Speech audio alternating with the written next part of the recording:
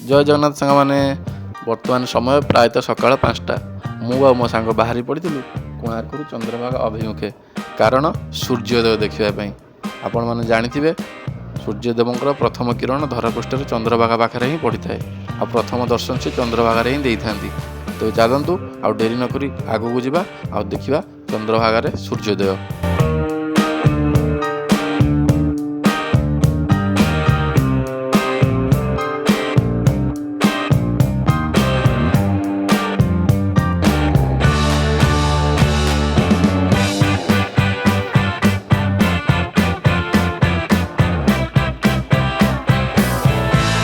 तो फाइनाली सांग मैंने आम बर्तमान चंद्रभागा बीच निकट में पहुँची गलु। बर्तमान ये गाड़ी संख्या गुड़ी को देखिए आपण मैंने अनुमान करें जे एठार केते संख्यार पर्यटक और श्रद्धालु उपस्थित अच्छा। तो चलते आगू जावा आउ देखा।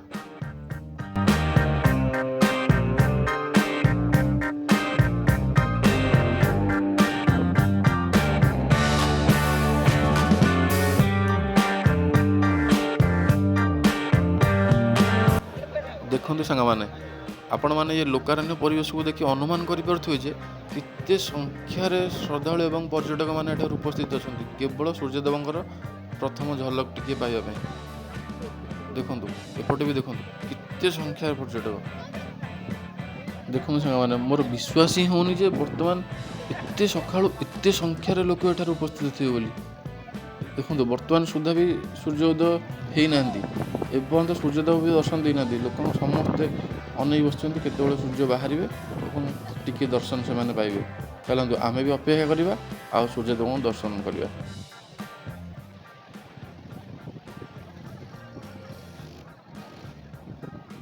फाइनाली देखु बर्तमान सूर्यदेव धीरे धीरे आविर्भाव होती समस्त दर्शन देते। देखो यहीपटे देखो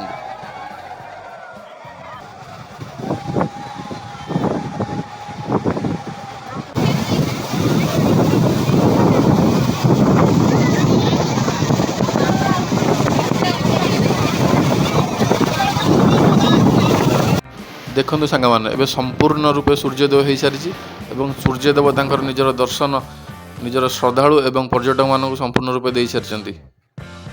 सांग मैंने आप ये देखिपे सूर्यदेवंर प्रथम स्वर्णिम किरण समुद्रर नील जलराशि उपर पड़ी एक स्वर्णिम जलराशि भ्रम सृष्टि करुच्ची। तो सांग मैंने मुझे आपको गोटे जिन सजेस्ट करी आपड़ जदि कोणार्क किंबा पुरी निकटवर्ती अंचल अच्छा तो केबे ना केबे एठिकी थरे आसतु एवं सूर्योदय देखु। आपड़ एटा देखला परे ही निज आखिरे देखला परे ही आप जानीपर जे केते मनलोभा दृश्य आ निहाती आपको भल लगे। आपड़ जेपर्यंत निजे न देखी आपको विश्वास ही करें जे एते सुंदर परिवेश आ एते मनलोभा दृश्य।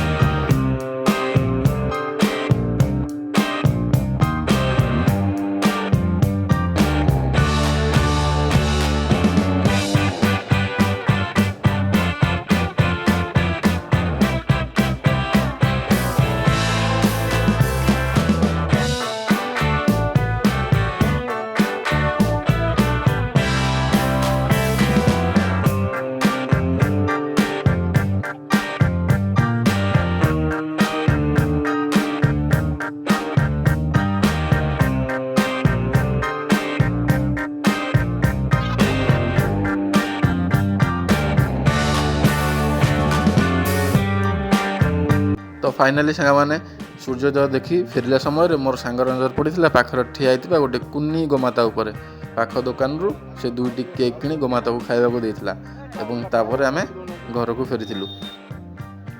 जदि आपको ब्लॉग टी भल लगी तो लाइक कमेंट शेयर और सब्सक्राइब करने को भूलिए नहीं।